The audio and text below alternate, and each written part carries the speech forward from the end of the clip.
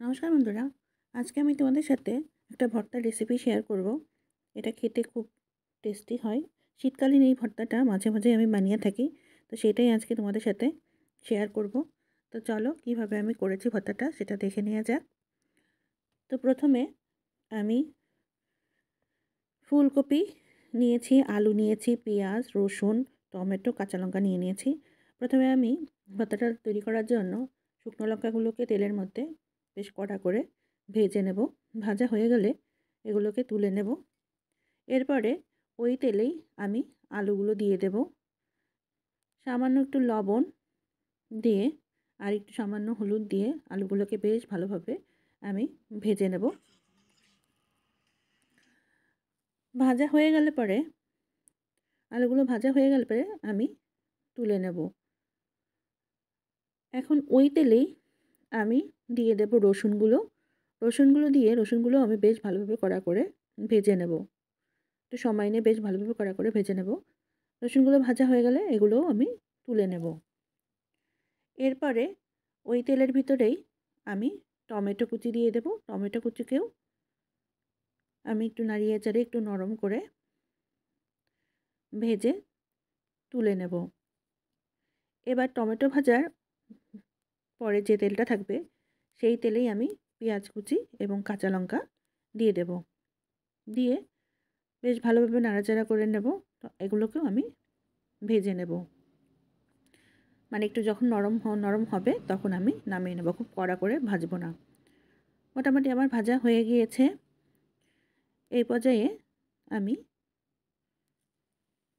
পেঁয়াজগুলোকে নামিয়ে নেব। দেখো প্রায় কিন্তু হয়ে গিয়েছে, তো নামিয়ে নেব।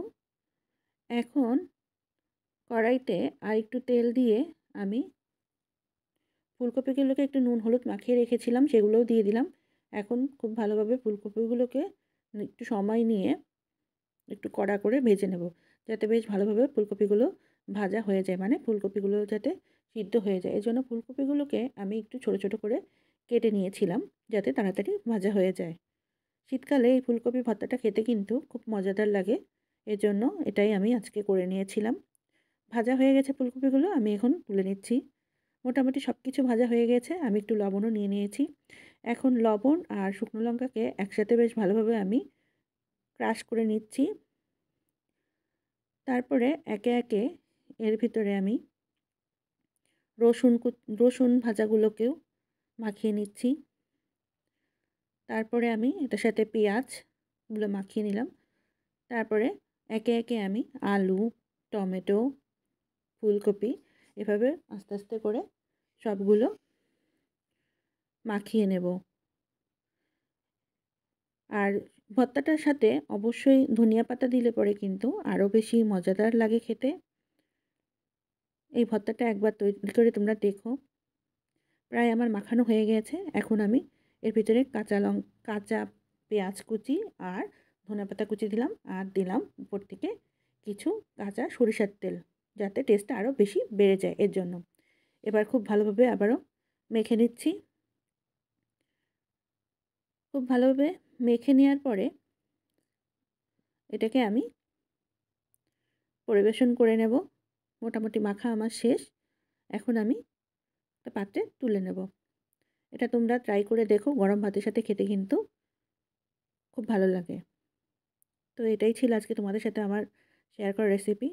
আমার ভিডিওগুলো যদি তোমাদের ভালো লাগে থাকে তাহলে অনুরোধ রইল আমার চ্যানেলটিকে সাবস্ক্রাইব করে আমার পাশে থাকার জন্য। তো আজকের মতো এখানেই আসছি। পরবর্তীতে দেখা হবে নতুন কোনো রেসিপি নিয়ে। ততক্ষণ পর্যন্ত তোমরা সবাই ভালো থেকো।